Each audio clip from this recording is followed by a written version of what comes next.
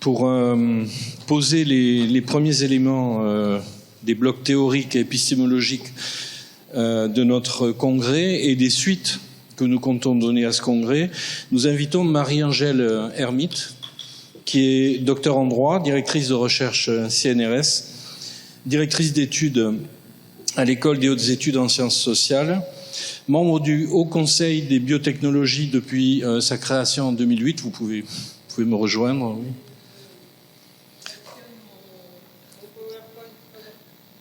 Elle est membre du comité de déontologie de l'ANSES depuis 2010. Elle a été nommée en septembre 2013 au comité consultatif national d'éthique. Depuis octobre 2006, elle est présidente d'honneur de l'association DOXA, qui encadre le développement du logiciel Marlowe, défini comme un sociologue numérique. Elle a mené depuis de nombreuses années des travaux sur des fronts inhabituels du droit qui font d'elle une véritable pionnière du droit de l'environnement et du droit du vivant.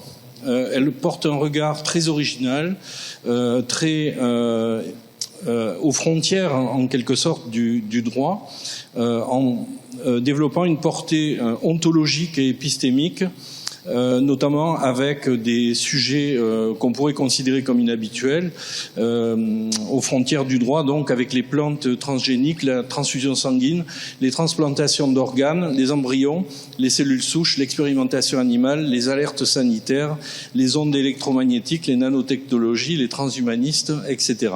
Je dis bien etc. Récemment, les travaux de Marie-Angèle Hermite l'ont conduite en Corse, où elle a développé une approche que je considère comme très innovante, avec une refondation juridique du rapport à la vie, vie animale et vie tout court. Et je pense que ce qu'elle va nous proposer aujourd'hui, c'est un nouveau volet, une nouvelle étape de cette recherche. En tout cas, nous lui souhaitons la bienvenue et nous la remercions d'être parmi nous.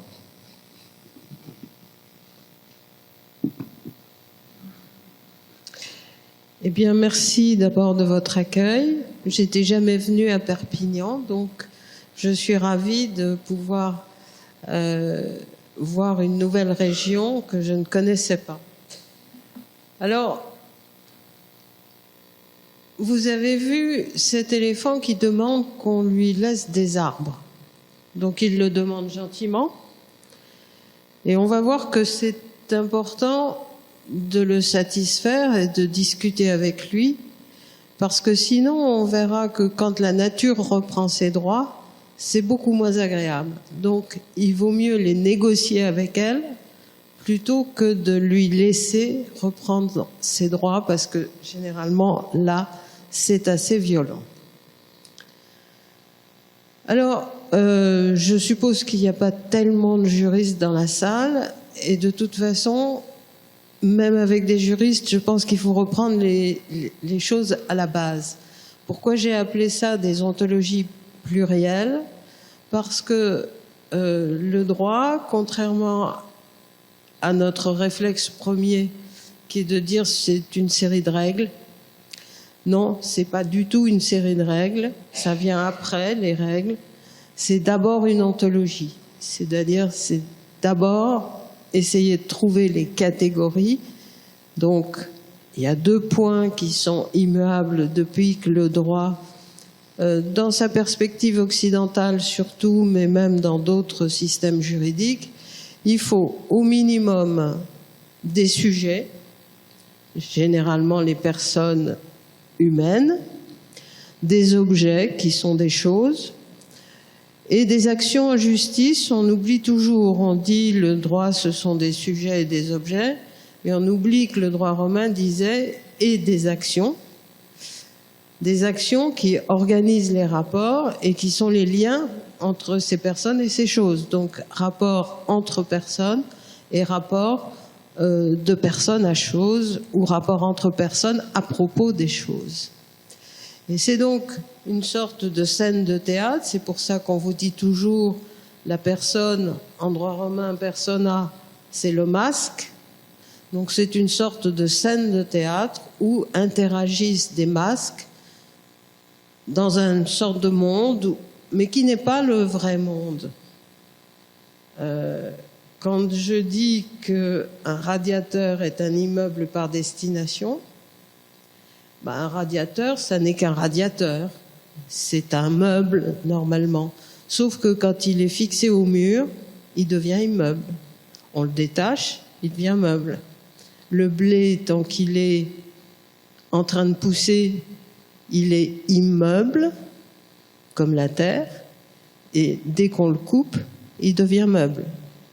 Donc vous voyez que le droit est un monde assez baroque, où on passe comme ça d'une nature à une autre, et c'est pour ça que je parle d'ontologie. Dans le monde des sujets, les évolutions sont très lentes. Jusqu'à maintenant, enfin jusqu'à peu, un siècle et demi, il y a eu des humains uniquement dedans. Mais évidemment pas tous les humains, puisque tous les esclaves n'étaient pas sujets de droit. Et puis les femmes n'étaient pas vraiment. Et puis, progressivement, tous les humains sont devenus des sujets de droit. Alors, dans le monde et ça n'est qu'au XIXe siècle, donc c'est récemment pour le droit, ça n'est qu'au XIXe siècle qu'on a fait des entreprises, des sociétés, des associations, des syndicats, des sujets de droit. Ils ne l'étaient pas avant. Dans le monde des objets, au contraire, il y a des évolutions très lentes, mais il y a aussi des évolutions très rapides. Par exemple, les grandes catégories fixes, elles n'ont pas bougé depuis le droit romain. Il y a des meubles et des immeubles, il y a des biens corporels et incorporels, il y a des choses fongibles et non fongibles, c'est-à-dire qu'on peut échanger, qui sont équivalentes ou pas. Mais les contenus de ces catégories sont extrêmement changeants. Un embryon, aujourd'hui, qu'est-ce que c'est? Des gamètes, qu'est-ce que c'est? Un quota d'émissions de gaz à effet de serre, ben le législateur a été obligé de dire c'est un bien meuble incorporel. Donc à chaque fois, il faut classer comme ça dans une catégorie, et c'est pour ça la navette spatiale, elle a une nationalité, mais à l'intérieur de la navette spatiale, quand vous avez différentes nationalités qui font différentes expériences, si les chercheurs veulent déposer un brevet, ils ont des boîtes, une boîte France, une boîte Allemagne, une boîte Japon, etc. Et à l'intérieur de ces boîtes, fictivement, on dit qu'on dépose le brevet pour tel territoire. Donc la navette, elle a une nationalité, et à l'intérieur de cette nationalité, il y a d'autres territoires avec d'autres nationalités. Donc vous voyez que c'est ça que j'appelle une ontologie. C'est en ça que je dis que le droit est d'abord une ontologie. Donc mon hypothèse, depuis 30 ans maintenant, mais au début j'avais pas beaucoup de billes, est qu'une subjectivisation de la nature est à l'œuvre dans tous les systèmes juridiques. Alors, subjectivisation de la nature, attention à l'essentialisation. C'est pas parce qu'il y a un sujet qu'il y a une essence, et au fixisme. On parlait beaucoup, quand j'ai commencé à travailler, de climax, donc d'équilibre. Aujourd'hui, on n'en parle plus ou plus beaucoup. Alors, quand je parle de la nature, c'est une commodité de langage. Pour moi, la nature, au moins au sens où ce serait quelque chose de non touché par les humains, on sait maintenant que ça n'existe plus, y compris dans la forêt amazonienne. Tout est, d'une certaine manière, relativement cultivé. Donc, qu'est-ce qui reste? Il reste une technonature, selon les termes de Philippe Roqueplot, c'est-à-dire quelque chose qui a été de multiples fois transformé. Il reste les lois de la nature, parce que quand vous envoyez du CO2, ben, les lois de la nature font que ça se réchauffe. Donc si quelque chose comme la nature existait, ce ne serait pas les objets, mais plutôt les lois de la nature. Donc moi, ce qui m'intéresse, ni la technonature, ni les lois de la nature, ni la nature elle-même, mais les entités naturelles. Alors, ces sujets, quels vont-ils être?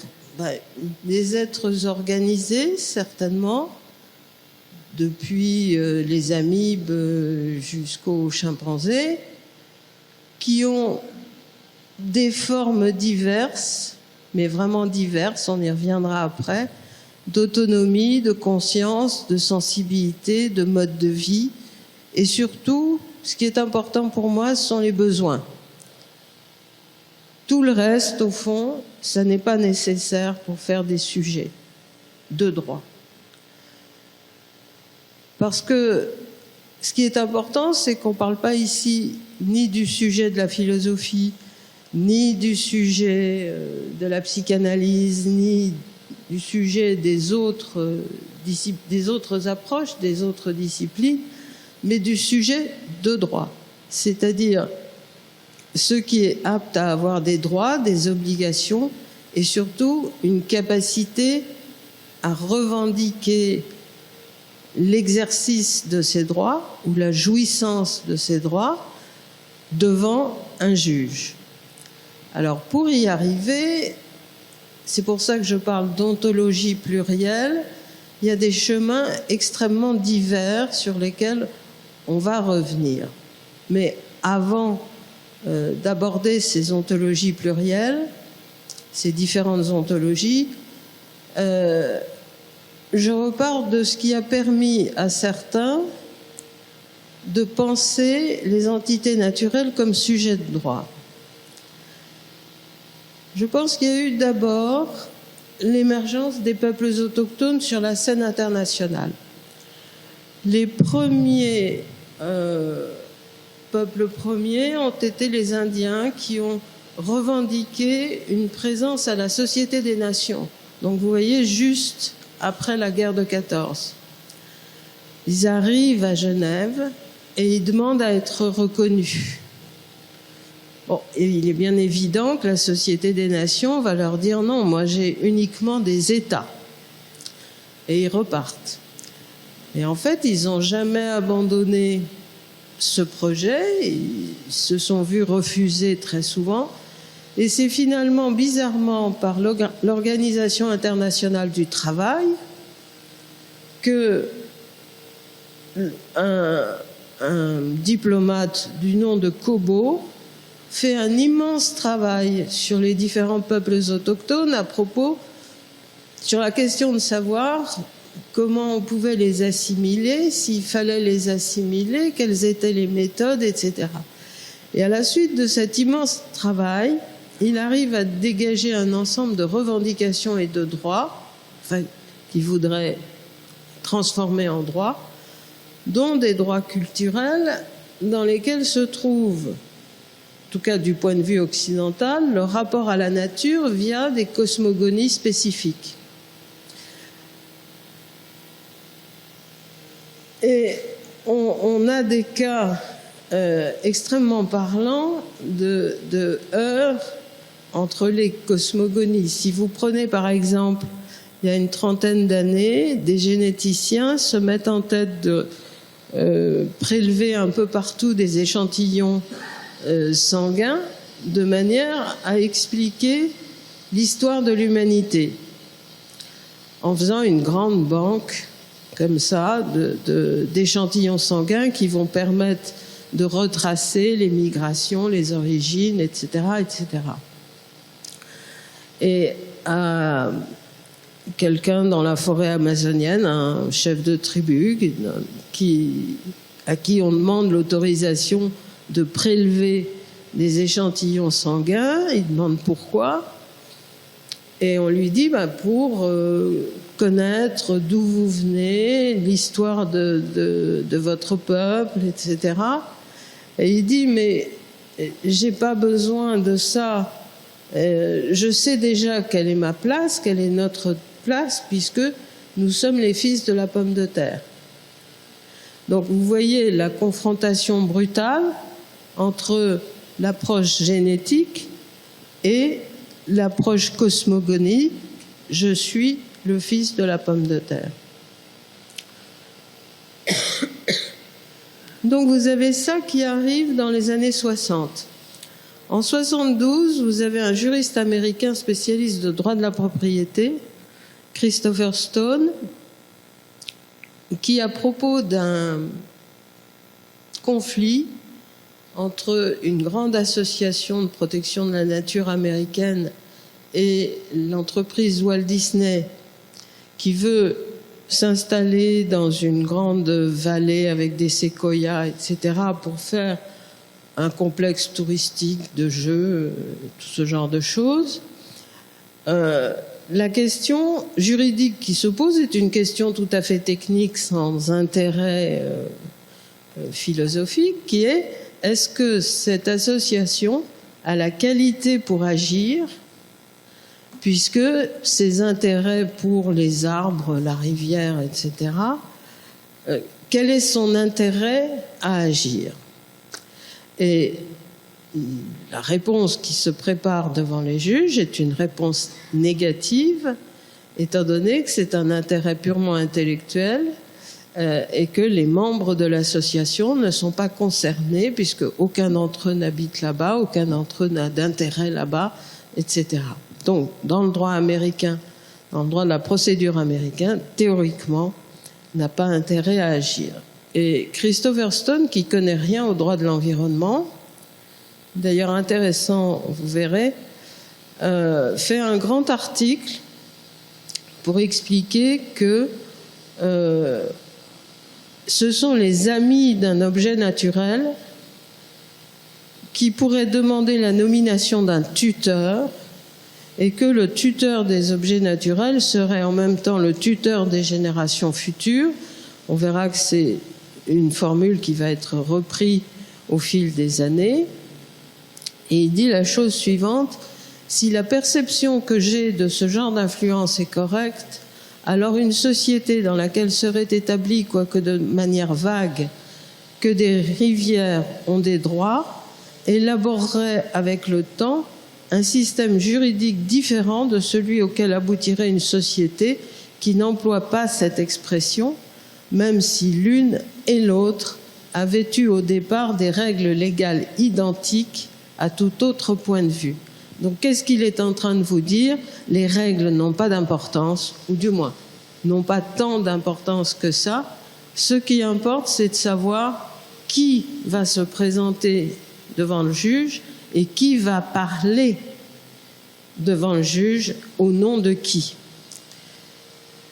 Alors ce que fait Christopher Stone est intéressant, mais ce que le juge Douglas, juge à la Cour suprême, va tirer de l'article de Stone l'est encore bien davantage.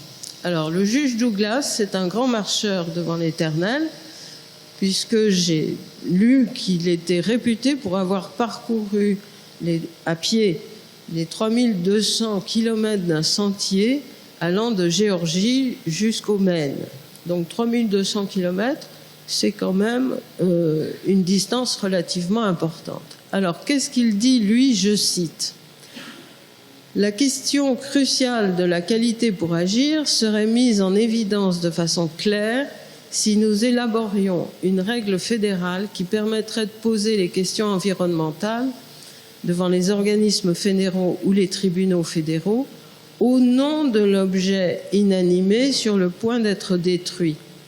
La rivière, en tant que plaignante, parle au nom de l'unité écologique de vie qui en fait partie, l'unité écologique de vie qui en fait partie. Ceux qui ont un lien significatif avec ce plan d'eau, qu'il s'agisse d'un pêcheur, d'un canoïste, d'un zoologiste ou d'un bûcheron, doivent pouvoir parler au nom des valeurs que représente la rivière et qui sont menacées de destruction. Pardon. Ceux qui le parcourent, y pêchent, y chassent, y campent et le fréquentent, ou le visitent simplement pour s'asseoir dans la solitude et l'émerveillement, vous voyez le sentiment, en sont les porte-paroles légitimes. Et là, il attaque de front les autorités constituées. Même le Congrès, dit-il, c'est-à-dire le législateur, même le Congrès est trop éloigné pour donner une orientation significative et son mécanisme est trop lourd pour être utilisé très souvent. Les agences fédérales dont je parle ne sont ni vénales ni corrompues, ça c'est pour faire bien, mais ils sont notoirement sous le contrôle d'intérêts puissants qui les manipulent par le biais de comités consultatifs ou de relations de travail amicales, ou qui ont cette affinité naturelle avec l'agence qui se développe avec le temps entre l'organisme de réglementation et l'organisme réglementé. Alors là, il vous décrit en 3 mots les stratégies de lobbying les plus puissantes. Ce sont les relations d'affinité naturelle entre l'organisme de réglementation et l'organisme réglementé.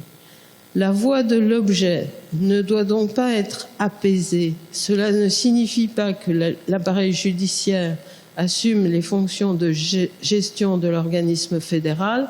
Cela signifie qu'avant que ces éléments inestimables, comme une vallée, une prairie alpine, une rivière ou un lac, ne se perdent à jamais ou ne se transforment pour se réduire au décombre de notre environnement urbain, la voix des bénéficiaires actuels de ces merveilles environnementales devrait être entendue.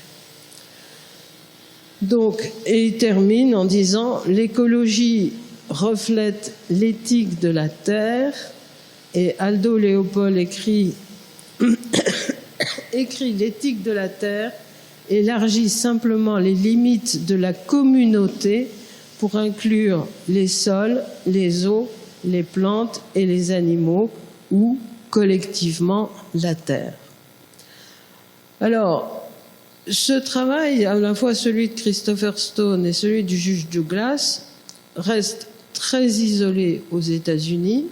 Ils n'ont pas vraiment de descendance pendant assez longtemps, et ils sont à peu près inconnus en France. En tout cas, moi, je ne les connaissais pas. À l'époque, moi, je faisais du droit des brevets, donc j'avais aucune raison de les connaître. Mais 1972, c'est quand même le début de la mobilisation internationale avec la déclaration de Stockholm, etc.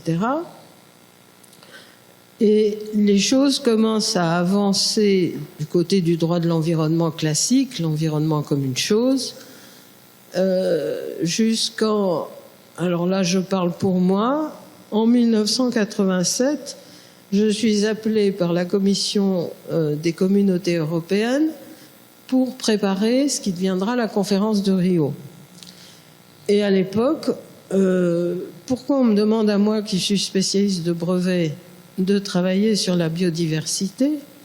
Parce que l'aspect génétique était prépondérant.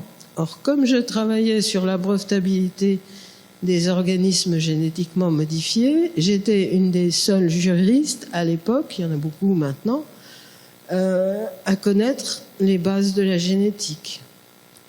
Et alors qu'on aurait dû prendre un spécialiste de l'environnement, par un mécanisme que je vous passerai parce qu'il n'a pas d'intérêt, on prend une spécialiste de droit de la génétique. Et là, je commence à regarder, je comprends très bien ce que veut dire biodiversité, etc. Et je commence à regarder le droit qui est censé protéger cette biodiversité.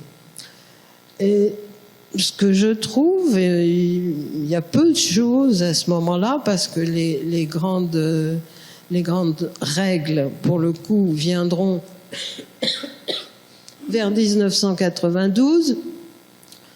À l'époque, je commence à concevoir ce que j'appelle le droit du vivant, c'est-à-dire non pas le droit des vivants, mais le droit du vivant en tant qu'entité globale, donc biodiversité. Et après avoir fait le tour de ce qui existe, et surtout des procès qui opposent des entités naturelles à des projets de développement humain, je regarde les procès et je vois que c'est toujours le crapaud qui perd son procès. À chaque fois qu'il y a un besoin d'une espèce animale, végétale, d'un écosystème, etc., et un projet d'autoroute, un projet de ligne de chemin de fer, etc., finalement, c'est toujours l'objet naturel qui perd son procès. Pourquoi ? Parce qu'il y a une foutue jurisprudence qui s'appelle la jurisprudence du bilan, les avantages et les inconvénients, et à chaque fois, les avantages pour l'humanité l'emportent sur les inconvénients pour la biodiversité. Et c'est là que, sans connaître Christopher Stone, en fait, je refais les mêmes raisonnements que lui. Et ce qui est amusant, c'est que dans les deux cas, l'émergence de la catégorie entité naturelle, ou pour moi c'était diversité biologique, sujet de droit, ce sont des idées qui sont lancées non pas par des spécialistes de droit de l'environnement, mais par des spécialistes de toute autre matière juridique. Alors, à l'époque, c'est une simple hypothèse théorique, parce que j'ai rien dans les textes existants me permettant de dire qu'on peut aller vers une catégorie de sujets de droit. Et je publie la conférence que j'avais faite pour pour les communautés européennes à l'époque, conférence qui avait été suivie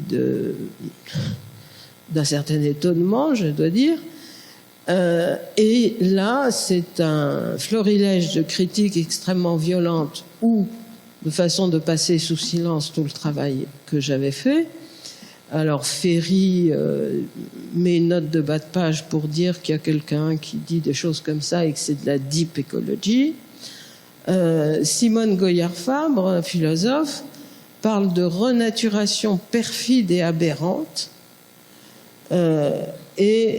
Encore tout récemment, deux collègues y voient des atteintes graves à l'humanisme juridique et des risques pour les humains. Bon, je donne là juste 3 exemples, mais il y en a beaucoup d'autres, dont le dernier livre de Jean-Pierre Digard, d'ailleurs, ça m'a étonné de sa part. Alors, donner des droits pour éviter que la nature reprenne ses droits. Alors, ici, il s'agit d'une photo, alors malheureusement, j'ai pas les notes d'à côté, mais d'une photo d'un figuier étrangleur, je crois que c'est en Asie du Sud-Est, je me demande si c'est pas à Angkor Wat. On voit le nom de la photographe Florence. Bon, j'ai ça quelque part. Et l'idée, c'est que à chaque fois qu'on envoie quelque chose dans la nature, un produit chimique, de la chaleur, tout ce que vous voulez, ça ne se voit pas immédiatement, mais la nature réagit par les fameuses lois de la nature et nous renvoie des choses. Donc, on envoie des CFC, elle nous renvoie le trou dans la couche d'ozone, et ainsi de suite. Donc, si on n'arrive pas à établir préventivement une sorte de... C'est Florence Jallier. À établir préventivement des liens, des relations qui respectent la capacité de la nature à intégrer sans trop de risques tout ce qu'on lui envoie, elle nous restitue parfois très longtemps après ce genre de catastrophe magnifique, mais catastrophe quand même. Si vous tapez sur Google « La nature reprend ses droits images », vous n'avez que des images de catastrophes. Vous n'avez jamais d'images, par exemple, d'une carrière qui aurait pu être réaménagée, ça existe, où la nature reprend ses droits, parce qu'on lui a remis des possibilités de vivre, vous n'avez jamais ces images-là qui apparaissent. Donc, dans l'imaginaire linguistique classique, quand la nature reprend ses droits, c'est toujours sur le mode de la catastrophe. Donc, changer non pas les textes, mais la nature de l'affrontement. Donc, passer de cette espèce de guerre à mort qu'on est en train de mener depuis des générations à une forme civilisée d'affrontement par le droit. Donc, l'étape essentielle, on l'a vu déjà avec le juge Douglas, c'est la qualité pour agir en justice, et donc de faire des non-humains des sujets de droit. Alors, sujet de droit, c'est pas grand-chose, hein, c'est simplement pouvoir aller directement en justice, bon, directement par l'intermédiaire de ses représentants, comme un enfant, avec le droit au procès équitable, l'égalité des armes, tout le droit processuel, être le point d'imputation de droits et d'obligations, et pourquoi pas un jour des sujets politiques dans ce fameux Parlement du futur dont on nous parle de temps en temps, mais qui n'a pas l'air si près d'émerger.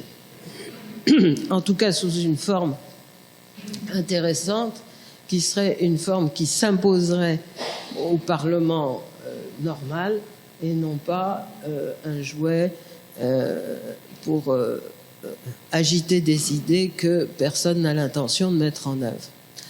Alors, l'idée du sujet de droit n'est pas si nouvelle, puisque René de Mogh, qui était un juriste tout à fait classique, très technique, etc., en 1909, avait publié un grand article dans lequel il expliquait que la notion de sujet de droit était une notion purement technique, qui ne disait rien de qui pouvait être sujet, et que, en fait, il allait falloir intégrer à la fois, dit-il, les morts pour défendre leur honneur, etc.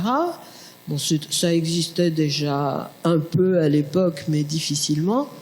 Les morts, les animaux, ils ne pensent pas aux entités naturelles en général, ils ne pensent qu'aux animaux, les fœtus et les générations futures.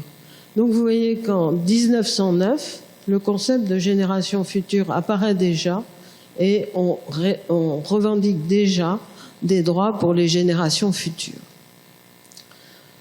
Alors,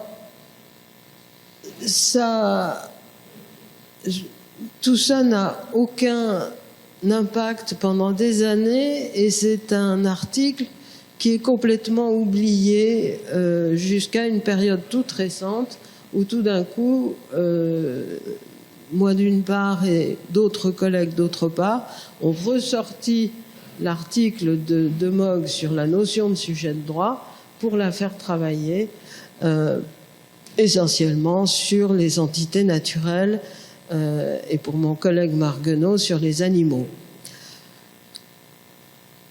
Ce qu'il y a, c'est que c'est là où on va en arriver aux ontologies plurielles.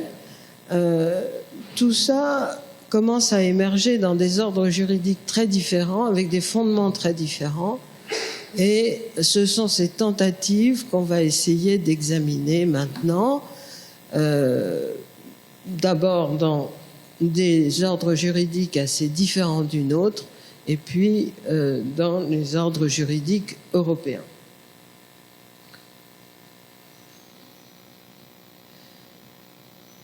Alors, pour ce qui me concerne, en 2013, alors que j'avais défendu pendant des années cette idée de entité naturelle sujet de droit, une idée purement technique, à l'occasion d'un certain nombre de modifications, j'évoque la notion d'animisme juridique.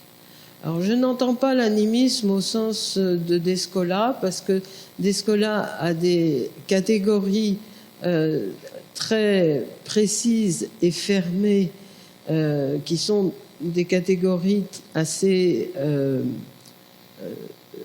théoriques au sens où elles sont précisément avec des frontières fermées, alors que moi, ce que j'observe dans la réalité juridique, ce sont des hybridations entre les différentes catégories que Descola décrit sur l'animisme, le totémisme, l'analogisme, etc. Donc, l'animisme juridique, pour moi, c'est la manière dont différents ordres juridiques commencent à s'animer, alors plus dans la théorie de l'animation aristotélicienne, si vous voulez, commencent à s'animer en reconnaissant de différentes manières la subjectivisation des entités naturelles dans différents domaines, diversité biologique, changement climatique.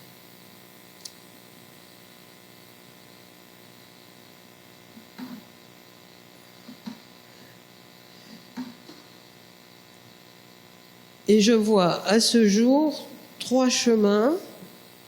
Ça, c'est ce que je maîtrise bien maintenant, et 2 sentiers que je suis en train de construire depuis très peu de temps. On a fait allusion à mon séjour en Corse, mon séjour de 48 heures, hein, donc j'ai pas pu voir grand-chose. En Corse, donc 3 chemins et 2 sentiers. Le premier chemin, c'est l'ancrage dans l'autochtonie. Vous avez un certain nombre d'ordres juridiques qui, ayant des peuples autochtones, ont commencé à avoir des mécanismes juridiques reconnaissant, du fait des cosmogonies autochtones, des entités naturelles comme sujets de droit. Deuxième chemin, l'ancrage dans d'autres formes religieuses non monothéistes. C'est essentiellement l'Inde. Et ça peut être simplement des formes de spiritualité nouvelles. Troisième chemin, c'est celui que nous empruntons, nous, depuis les années 90, c'est l'ancrage scientifique, mais en privilégiant certaines sciences, par exemple l'écologie d'une part, évidemment, mais aussi l'éthologie, mais aussi la connaissance du végétal, donc en privilégiant certaines sciences par rapport à d'autres. Et 2 sentiers qui sont tout à fait nouveaux, c'est la nécessité de donner une déclinaison locale étroite, régionale, je dirais. C'est ce qui m'est apparu en Corse avec ce projet vague de certaines entités corses de faire une charte des droits de la nature en Corse. Donc déclinaison locale et ancrage professionnel, je vous en dirai 2 mots. Donc la consonance indigéniste, l'exemple de l'Amérique latine. Alors c'est la Constitution de l'Équateur qui a lancé le mouvement en 2008 avec une constitution radicalement originale par rapport à tout ce qui existe, puisque à côté des droits fondamentaux tout à fait classiques, la Constitution reconnaît d'une part non seulement les individus, mais des communautés, des peuples, les nationalités indigènes et le peuple afro-équatorien, ce qui introduit au droit culturel de toutes ces sous-populations qui forment le peuple équatorien en général, les générations actuelles et futures, et surtout la nature, je cite, sujet des droits que lui reconnaît la Constitution. Alors attention, elle n'est pas sujet de droit comme ça en général, mais elle est sujet des droits qu'on lui reconnaît. Donc c'est pas une ouverture illimitée, même si dans la Constitution équatorienne, ça va très loin. Donc, dans le préambule, nous célébrons la nature, la Pachamama, dont nous sommes partie intégrante. Cet être vivant à l'origine de tout, que ce soit les êtres vivants, les minéraux, mais aussi tout ce que les hommes en tirent par leur technique et qui donne les tissus et les bijoux. Donc, la Pachamama tient ensemble la nature et la technique. Dans l'article 72, il y a un article que je trouve, pour ma part, assez excessif, droit à ce que soit pleinement respectée son existence. Alors, il faut savoir si c'est son existence actuelle ou sa capacité à vivre. Alors, ainsi que le maintien et la régénération de ses cycles vitaux, sa structure, ses fonctions et ses processus évolutifs. C'est évidemment ce dernier mot qui est le plus important. Il est question d'un droit à une restauration intégrale, ce qui est évidemment impossible. Donc, après, il y a des interdictions particulières, comme l'interdiction d'introduction d'organismes vivants ou inertes pouvant affecter de manière définitive le patrimoine génétique. Ça vise les OGM. Alors, la troisième, je ne me hasarderai pas à prononcer le quechua parce que je serais sûrement ridicule. La troisième est la vie bonne, caractérisée par l'harmonie régnant entre les différentes parties de la société, hommes et femmes, communautés entre elles, homme-nature. Alors, ce serait intéressant parce que, pour certains, la vie bonne, c'est une alternative au développement tel qu'on le connaît aujourd'hui.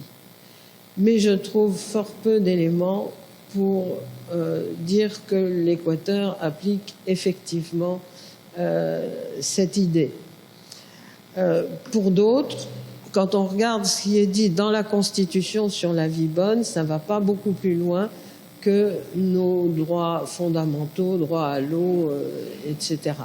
Donc, bon, à l'heure actuelle, l'Équateur avait lancé une idée extrêmement intéressante de parc Yasuni, dans lequel les pays développés devaient payer en quelque sorte pour que ce parc soit maintenu, soit maintenu tel quel, plutôt que d'y faire des exploitations pétrolières. Pour l'instant, les pays occidentaux ont refusé de le faire et du coup l'exploitation pétrolière a commencé.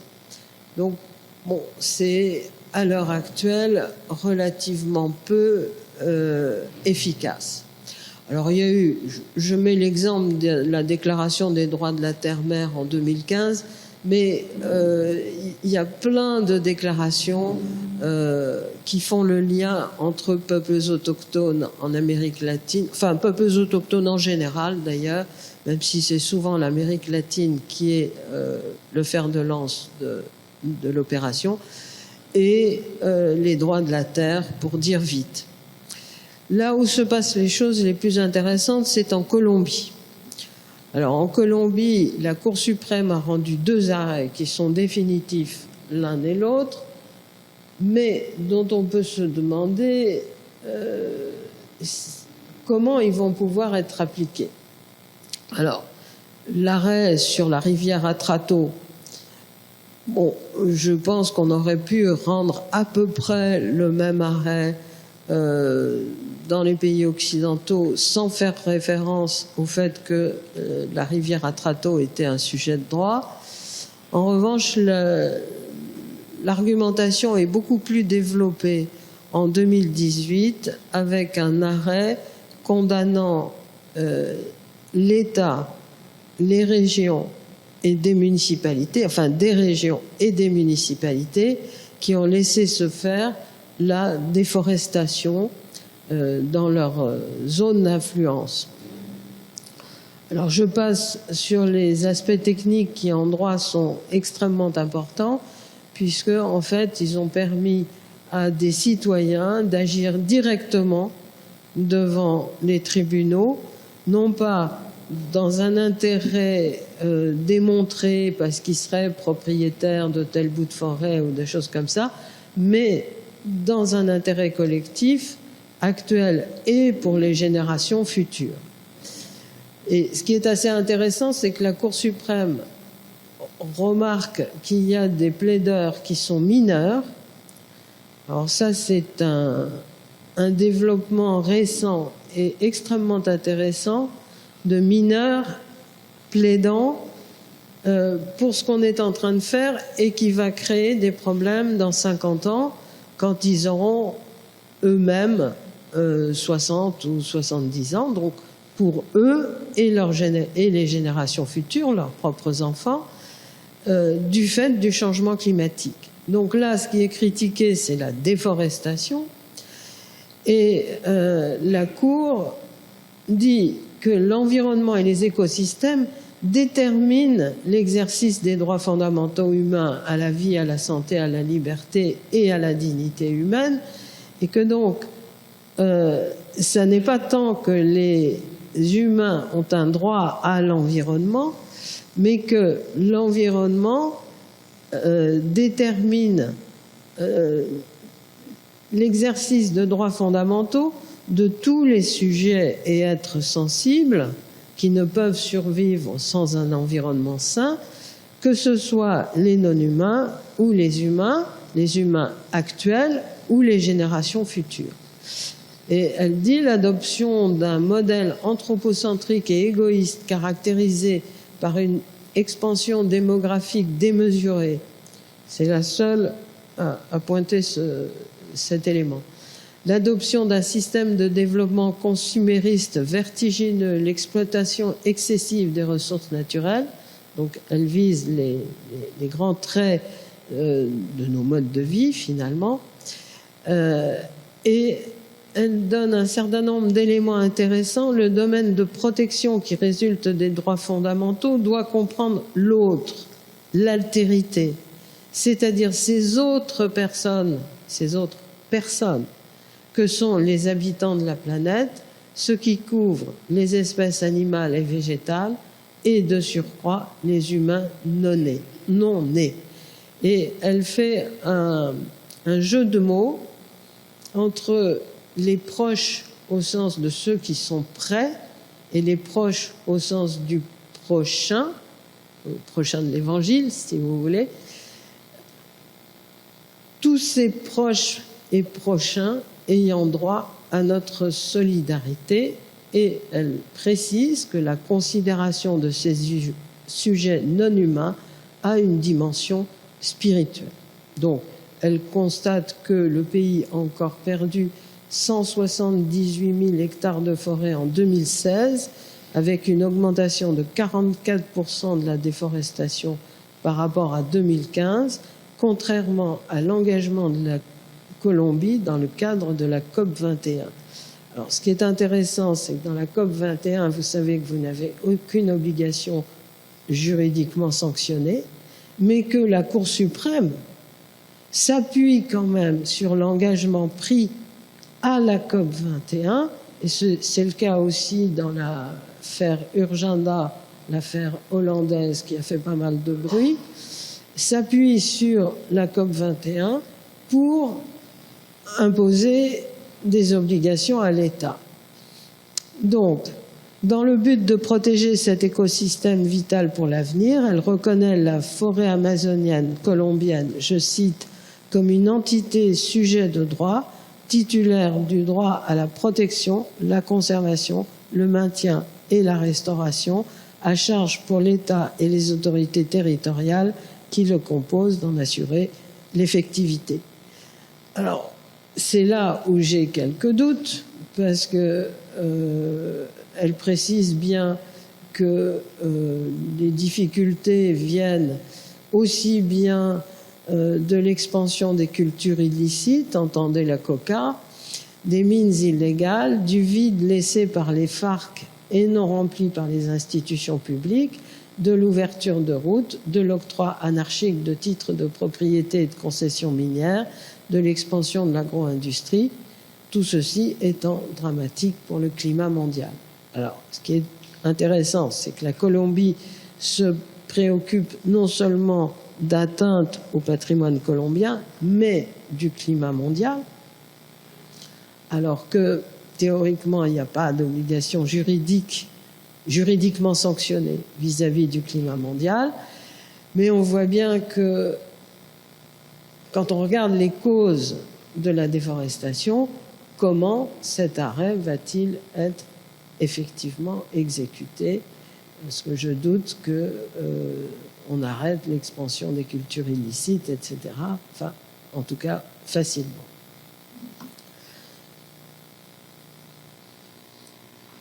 Donc, pour en revenir à la forêt amazonienne et à la COP21, voici une photo des Sarayaku, pour lesquels j'avais travaillé d'ailleurs, lorsqu'ils ont fait passer une pirogue par des chemins assez particuliers et qui sont venus se mettre sur la scène lors de la COP21. Donc les voilà sur la scène, pas très loin de la maison de la radio, me semble-t-il. Toujours dans le même esprit du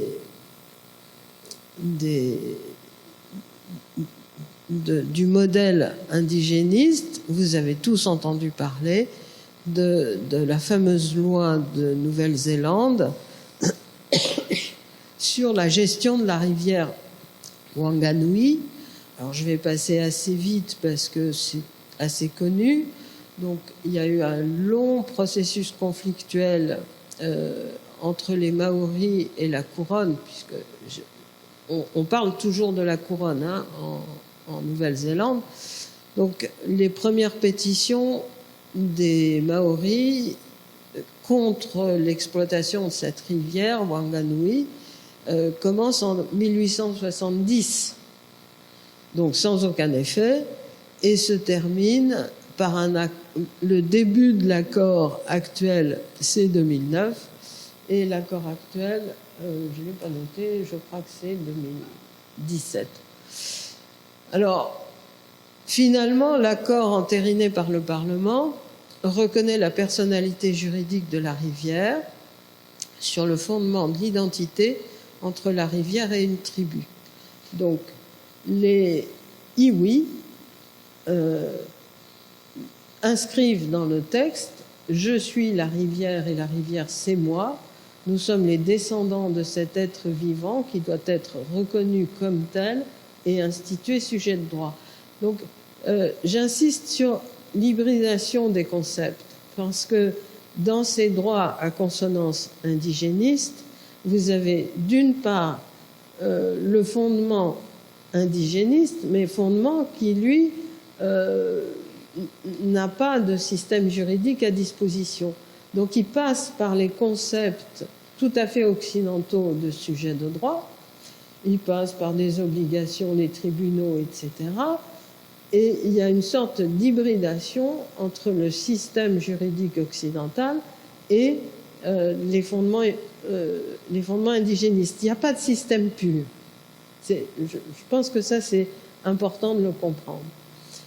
Donc, la rivière sera représentée par le Tepu Tupua, qui sera le, je cite, visage humain. Alors ça, c'est très important parce que les Iwi retrouvent avec cette notion de visage humain le persona, le masque du droit romain. Toujours l'hybridation entre les systèmes, qui sera le visage humain de la rivière. Celle-ci ne pourra plus faire l'objet de droits de propriété, donc on s'extrait du droit de propriété, elle va parler de sa propre voix. Je cite, « Plutôt que d'en parler comme d'un bien inanimé, la couronne, les autorités locales et tous ceux qui interagissent avec la rivière devront lui parler et la voir comme un ensemble vivant et indivisible, avec ses, je cite, attributs physiques et métaphysiques. Tepu Tupua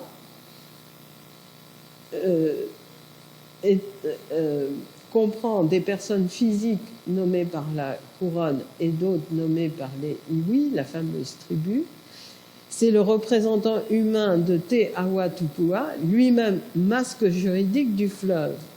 Il reçoit l'aide d'un autre comité Te Kare Wao, une personne nommée par d'autres tribus et des représentants des autorités locales et des activités économiques autour de la rivière. Enfin, Te Kopuka, chargé d'une stratégie à long terme pour le fleuve, comprenant aussi des usagers du fleuve. Donc là, vous avez un système extrêmement complexe. C'est un accord d'une soixantaine de pages qui organise de manière extrêmement structurée la manière dont la rivière va être gérée. Et au passage, vous avez des coups de patte contre le système colonial et l'expression d'une sorte de souveraineté seconde des Maoris agissant dans le cadre de la souveraineté nationale générale. Je cite, alors que pendant 150 ans, la voix de la rivière, ses manifestations physiques et spirituelles ont été éteintes par la législation de la couronne, tout doit être maintenant discuté par les descendants de la rivière. Je passe sur les détails. Alors voilà la rivière en question, une photo de la rivière en question. Et alors vous allez être étonnés, je mets dans les droits à fondement indigéniste le droit des appellations d'origine. Pourquoi ? Quand j'ai travaillé sur les droits intellectuels des peuples autochtones, il y a une vingtaine d'années, tout le monde disait qu'il y a un obstacle fondamental entre la manière dont les autochtones perçoivent leur production intellectuelle, culturelle, etc., et les droits de propriété intellectuelle tels qu'ils existent et qui ont une durée de vie limitée, qui sont faits pour faire du commerce, etc. Nous, c'est imprescriptible, inaliénable, etc. Je leur ai dit, oui, mais il y a un droit qui est comme ça, imprescriptible, inaliénable, c'est le droit des appellations d'origine. Et effectivement, maintenant, c'est tout à fait reconnu. Alors, je vais passer très vite, mais cette institution des appellations d'origine est intéressante parce qu'elle reconnaît dans des systèmes de nature occidentale qu'un produit est co-construit par les hommes d'une région et les races animales ou les variétés végétales propres à cette région et qui sont tous façonnés par le milieu. Quand vous prenez les arrêts du Parlement de Toulouse sur le Roquefort, par exemple, les arrêts du XVIIIe siècle, il y a un grand... C'est presque un roman qui est écrit sur les vents qui passent dans les caves de Roquefort, etc.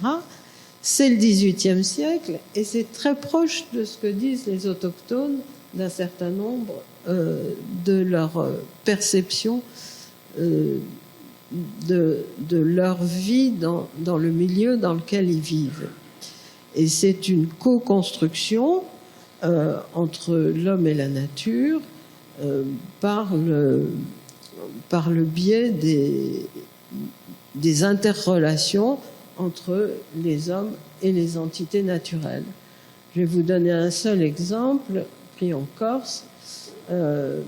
Des gens qui ont fait un travail sur les appellations d'origine corse et qui ont appelé leur article « La nature inscrite dans les produits, les marques du maquis », donc les marques du maquis, relation entre la qualification des milieux et les identités humaines et non humaines qui l'habitent. C'est un travail de Jean Sorba, Anne Louvy et Geneviève Michon. Alors, pour vous montrer, j'ai choisi des races pas trop loin d'ici. Donc, c'est une poule gasconne et c'est 2 vaches gasconnes. Moi, j'ai toujours adoré les gasconnes. Elles sont très jolies, je trouve. Alors, je vais passer très vite parce que les choses sont pas si lointaines. Sur le deuxième chemin, les droits à consonance religieuse ou spirituelle, donc ce sont des décisions de justice de la haute cour d'un certain État d'Inde. Alors, il faut savoir que ces décisions de justice ont été suspendues par la Cour suprême qui dit si on en passe par où vous voulez, tout devient ingérable. Alors, effectivement, la situation actuelle est ingérable si on en passe par ces fameuses décisions de justice qui ont fait beaucoup parler d'elles. Donc il s'agissait du Gange et d'un autre fleuve ou d'une autre rivière, et il s'agissait aussi de glaciers, mais ça s'étendait à toutes les entités naturelles en général. Donc ces juges indiens ont repris des vieux concepts, bon, qui sont toujours en exercice, des vieux concepts de la common law, puisque vous savez que les juges indiens ont un droit indien, mais avec tous les concepts de base de la common law anglaise, en réalité. Et d'ailleurs, ils rendent leurs arrêts en anglais. Et donc, ils ont utilisé deux concepts extrêmement importants, parens patriae et in loco parentis, qui sont des manières lorsque un enfant ou un incapable ou une personne vulnérable est mal protégé par son entourage, son tuteur, etc., c'est la patrie, l'État, qui reprend les choses en main et qui agit en tant au lieu de la parenté, in loco parentis, et qui va protéger la personne vulnérable à la place de sa parentèle, de ses tuteurs, etc., lorsque ça ne fonctionne pas bien. Et donc, ce sont ces concepts-là que le juge indien va utiliser pour protéger les rivières, les glaciers, les lacs, etc. Le point le plus intéressant, me semble-t-il, des décisions de justice, vous savez, les décisions de justice anglaises et indiennes sont extrêmement argumentées, alors que les nôtres doivent tenir en deux lignes. Extrêmement argumentées, et donc le juge s'intéresse évidemment aux précédents, etc. Bon, on passera dessus. Mais il explique, au fond, pourquoi créer des sujets de droit nouveaux. Et il dit, au fond, on n'est tenu par aucune tradition réservant la catégorie à des entités humaines, et il faut ouvrir la catégorie de personnalité juridique autant que nécessaire dans l'intérêt de la société. C'est-à-dire, à chaque fois qu'il y a un besoin, il faut se poser la question de savoir si ce serait bien d'ouvrir. Dans le cas d'espèce, disent les juges, c'est la poussée des évolutions scientifico-socio-politiques, donc vous voyez qu'on est à nouveau dans l'hybridation, qui lui semble justifier cette création à la suite d'une démarche politique qui lie étroitement le soubassement religieux, on va voir que c'est une faiblesse, l'attachement des hindous à ces rivières sacrées et vénérées qui donnent aux humains santé et bien-être depuis des temps immémoriaux, les sciences et la qualité de l'environnement. Donc le juge indien ne se fonde pas seulement sur l'attachement des hindous, donc tous les musulmans d'Inde, l'argumentation du juge est nulle et non avenue. Bon, si on avait du temps, on verrait qu'il y a des argumentations semblables au Pakistan.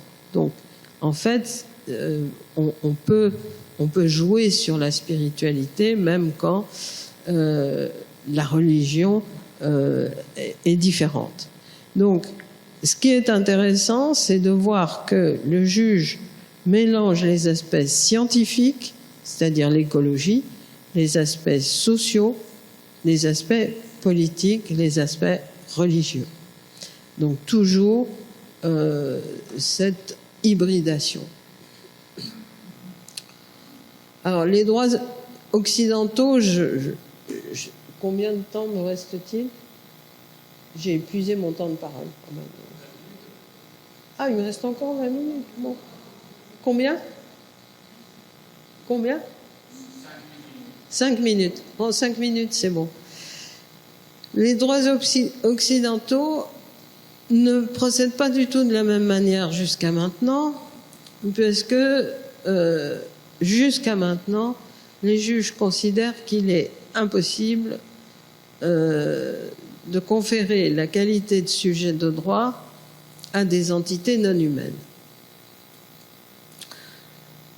Alors, je ne parlerai pas des débats entre juristes sur la question, mais j'essaierai de montrer comment le juge saisi d'un certain nombre d'affaires fait en réalité comme si il avait en face de lui des sujets. C'est-à-dire que c'est dans les dérives de la motivation des décisions de justice, c'est lorsque le juge se lâche que il va arriver à trouver des solutions qui sont très proches des solutions des juges colombiens, indiens, pakistanais, néo-zélandais, etc. Alors, pourquoi arrive-t-il à des résultats qui sont assez proches? C'est parce qu'il part scientifiquement des besoins. Alors, besoins, quelles sont les espèces menacées? Donc, il y a tout un travail pour déclarer que telle espèce est menacée, gravement, pas gravement, etc.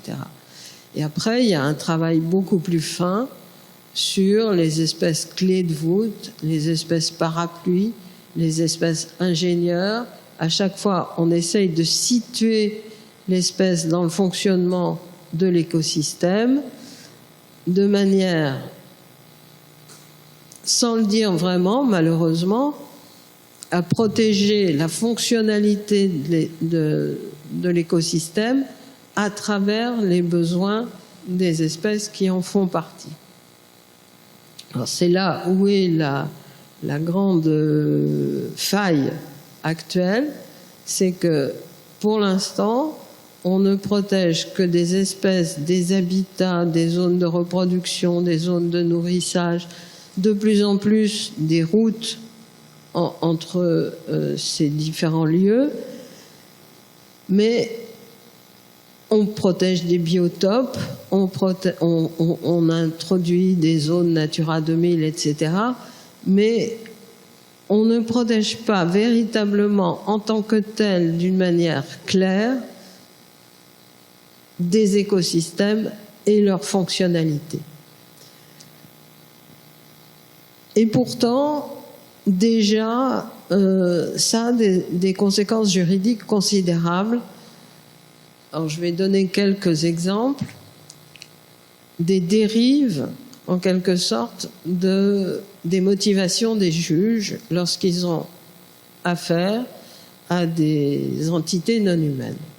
C'est évidemment surtout sensible, surtout visible vis-à-vis des animaux. Vis-à-vis des animaux, vous avez les conséquences les plus étranges parfois.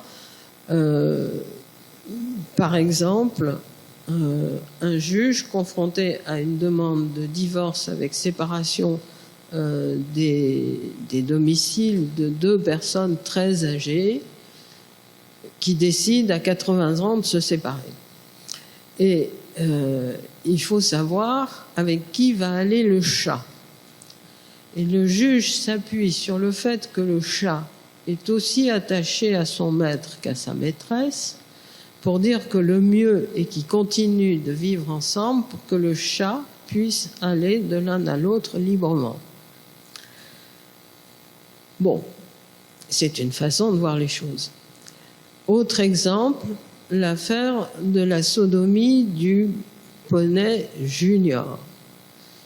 Vous savez ou vous ne savez pas, parce que moi j'avoue qu'avant que ce soit jugé par la Cour de cassation, je ne savais pas qu'il y avait des sites zoophiles hétérosexuels et des sites zoophiles homosexuels. Là, il s'agissait d'un site zoophile homosexuel dans lequel on voyait un monsieur sodomiser son poney. Alors, la question se posait de savoir si c'était un traitement dégradant, etc., pour le poney.